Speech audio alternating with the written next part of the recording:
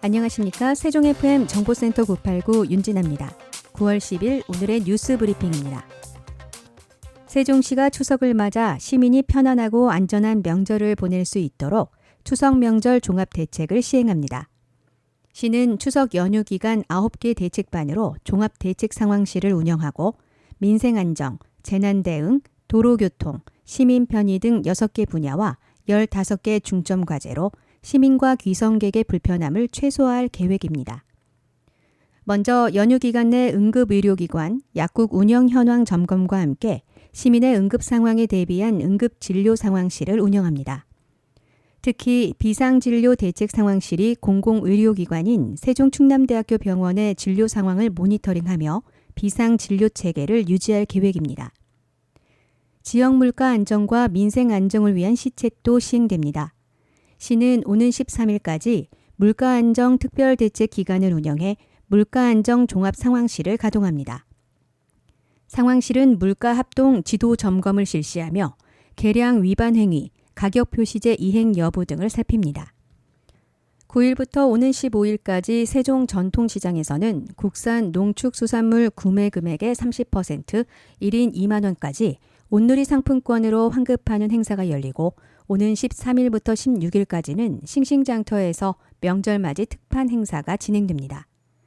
또 모두가 행복한 추석 명절을 위해 저소득 한부모 가족 대상 명절 지원금 지급, 저소득 가구 독립유공자 명절 대상 위문금 지급, 결시가동 청소년의 급식 지원이 이루어집니다.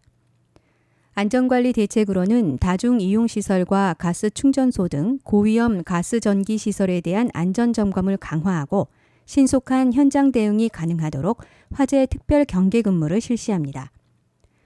도로교통 분야에서는 쾌적한 교통 서비스를 제공하기 위해 교통상황실을 운영합니다. 시는 세종도시교통공사 등 유관기관과 공조해 시내버스 전 노선을 주말 공휴일 운행 수준으로 유지하고 교통 소외 지역의 마을택시와 두루타를 운행할 예정입니다. 이와 더불어 시민이 편안한 명절을 누릴 수 있도록 도로정비, 쓰레기 및 급수 관리 대책 등을 추진해 연휴 기간 불편이 없도록 할 방침입니다. 추석 연휴 유용한 생활정보와 긴급 연락처는 시청 누리집에 통합 게시할 예정입니다. 세종소방본부가 다가오는 추석을 맞아 벌초 작업 중 발생할 수 있는 벌쏘임 사고에 대한 주의를 당부했습니다. 세종소방본부에 따르면 벌집 제거 출동 건수는 2021년 1,642건, 2022년 1,757건, 2023년 2,061건으로 매년 증가하는 추세로 올해 8월 기준으로는 2,109건으로 이는 지난해 동기 대비 34.7% 증가한 수치입니다. 벌쏘임 사고 또한 2020년 48건, 2021년 49건, 2022년 51건, 2023년 62건으로 꾸준히 증가했습니다. 지난 8월까지는 40건이 발생해 벌쏘임 사고에 대한 주의가 요구됩니다. 특히 대부분의 벌쏘임 사고는 7월부터 9월 사이에 집중돼 있고 야외 활동이 늘어나는 추석 전후는 각별히 주의해야 합니다. 말벌은 어두운 색에 민감하며 단 음식을 선호하는 특성을 가져 이에 따라 벌쏘임을 예방하기 위해서는 밝은 계열의 긴 옷 착용, 탄산음료, 주스, 과일 등 야외 취식 지양, 벌집 발견 시 자세를 낮춰 천천히 다른 장소로 이동, 향수, 화장품, 스프레이 등의 강한 향이 나는 제품의 사용을 자제하는 것이 좋습니다. 세종시가 추석 명절을 앞두고 기초생활수급자들의 경제적 부담을 완화하기 위해 9월 생계급여를 기존 지급일보다 앞당겨 지급합니다. 이번 조치는 정부 방침에 따라 수급자들의 명절 생활 안정을 도모하기 위해 마련됐습니다. 이에 따라 시는 기초생활수급자 총 4,594명을 대상으로 생계급여를 신속히 지급합니다. 지급액은 수급자의 가구 규모와 소득 인정액에 따라 차등 지급될 예정이며 시는 생계급여 조기 지급을 위해 자료 정비 기간을 단축하고 관련 부서와 적극적으로 협력해 오는 13일까지 생계급여 지급을 완료할 계획입니다. 세종시 농업기술센터가 9월 21일부터 오는 11월 16일까지 토요일 주말에도 연서면 농기계 임대사업소를 운영합니다. 농기계 임대 사업은 다양한 농기계를 농업인에게 임대하고 농업인의 농작업 부담을 줄여 편리한 영농 생활을 돕기 위해 추진됩니다. 연간 제공하는 농기계 임대 서비스는 6천여 건입니다. 토요일 운영 시간은 오전 9시부터 오후 1시까지며 농기계 임대를 희망하는 농가는 운영 시간 내 농기계 임대 사업소를 방문해 임대 절차에 따라 임대하면 됩니다. 세종시 교육청은 지난 6일 청사 4층 대회의실에서 대학연합 세종교원 캠퍼스 구축 운영 방안에 관한 정책연구 최종 보고회를 실시했습니다. 보고회는 정책연구 수행기관인 한국교원대학교의 책임연구원인 장수명 교수가 정책연구 결과를 보고하고 질의응답 순으로 진행했습니다. 이번 정책연구는 세종시 교원들의 교육 역량 향상을 지원하기 위한 인근 대학들의 우수한 인적 물적 자원 활용 방안을 마련하는 것과 더불어 교육의 질적 성장과 지역사회와의 협력 강화를 위해 추진됐습니다.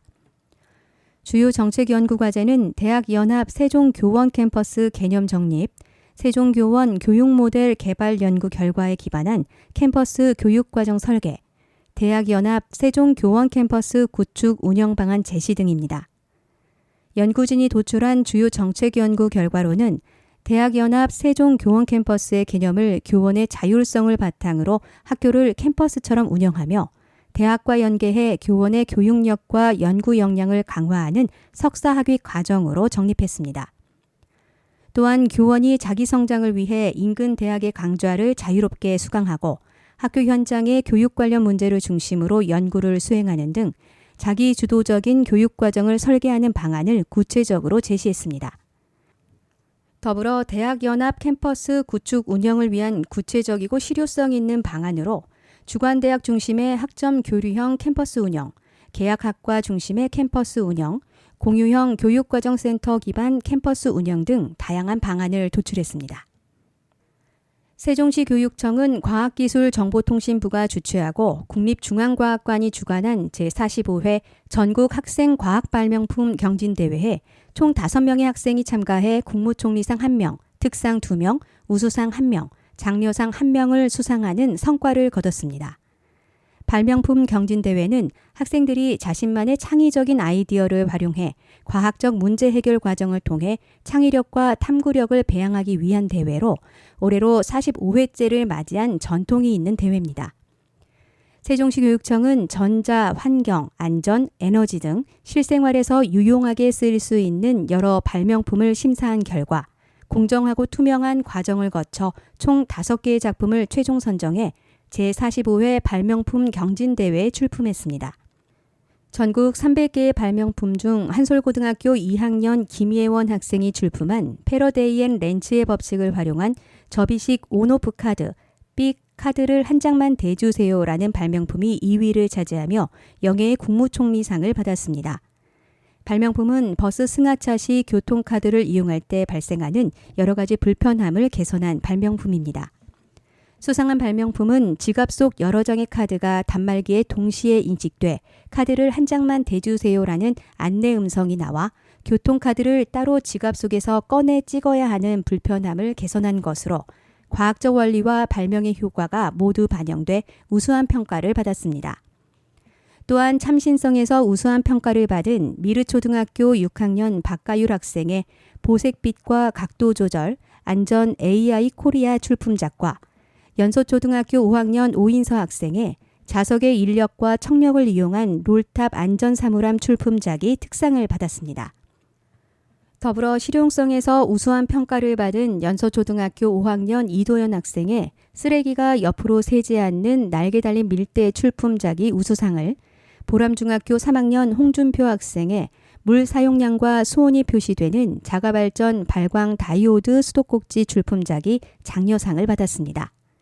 이외에도 교원들이 참가한 학생 작품지도 연구 논문 대회에서 미르초등학교 최지선 선생님이 1등급을, 연서초등학교 원정화 선생님이 2등급을, 한솔고등학교 박정규 선생님이 2등급을 받아 학생과 교사 모두가 우수한 성과를 거뒀습니다.